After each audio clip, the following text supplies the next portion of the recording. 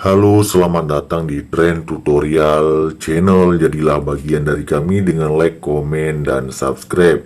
Untuk tutorial pada kali ini tentang bagaimana cara menghapus akun Bu secara permanen ya. Bukan keluar dari aplikasi, melainkan menghapus akun Bu secara permanen. Langsung saja simak sampai selesai. Coba kita buka aplikasinya. Kemudian akan muncul tampilan beranda yang seperti ini ya. Ini kita lanjutkan dulu ya. Nah, kita lewati saja.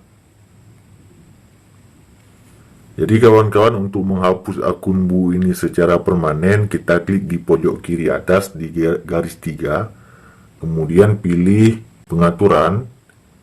Nah, di pengaturan ini akan muncul tulisan akun ya. Klik saja pada akun. Nah, di sini ada tulisan hapus akun, kita klik. Mempunyai masalah, kita klik saja hapus ya. Kita hapus. Kita hapus saja. Kita hapus lagi. Hapus akun secara permanen, kemudian klik iya. Demikian cara menghapus akun Bu secara permanen. Sampai jumpa di video kami yang lainnya. Assalamualaikum warahmatullahi wabarakatuh.